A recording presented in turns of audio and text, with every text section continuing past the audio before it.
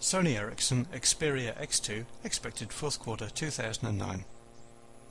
The follow-up to last year's X1, the Sony Ericsson Xperia X2 adds more features than ever before as Sony Ericsson tried to regain a foothold in the smartphone market. The original X1 was a class-leading device when it was first announced, but it took so long to come to market that other competitors caught up. With the Xperia X2, Sony Ericsson say that it should be available during the early fourth quarter, so the X2 could be just weeks away from being in the shops. This is a Windows Mobile 6.5 device, one of only a small number of handsets on the market that will have version 6.5 preloaded, although some others have it as an upgrade that can be installed later.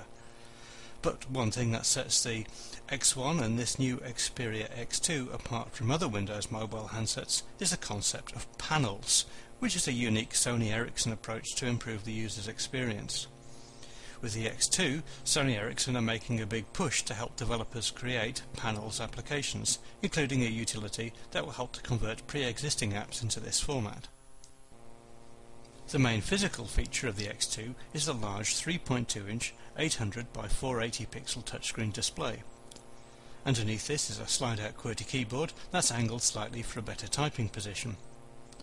At first look, the keyboard seems to be pretty good, with a conventional layout, and the keycaps have a space around them to help prevent multiple keys being pressed at the same time.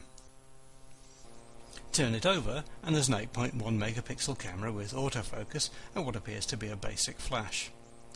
We know that the X2 supports geotagging, but we don't currently know what the handset's video recording capabilities are.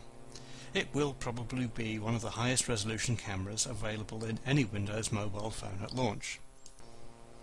The Sony Ericsson Xperia X2 supports GPS, and because this is a Windows mobile device, then there are a wide range of sat-nav applications to go with it. Of course, there are a wide range of other Windows mobile applications too, either through Sony Ericsson's Play Now Arena marketplace or from independent vendors. As we said, this is a Windows Mobile 6.5 device, and although this is the newest version of the software, it comes with some pretty familiar features such as pocket versions of Microsoft Office, Outlook, Internet Explorer and Windows Media Player. Memory is expandable using microSD cards, and there's a 4GB card in the standard sales package. There's a TV out port, so videos and photos can be played back on a compatible TV, although we don't know for sure what type of audio output the X2 has. The X2 supports stereo Bluetooth and USB connectivity too, plus 3.5G data and Wi-Fi. It's not as heavy as you might expect. The Sony Ericsson Xperia X2 weighs 115 grams and measures 110 by 54 by 16 millimeters, making it much lighter than the X1. Talk time is quoted as being up to 6 hours on 3G, with an impressive 26-day standby time. On paper, the X2 is an impressive looking device, but many previous Sony Ericsson smartphones have either been late, buggy or both.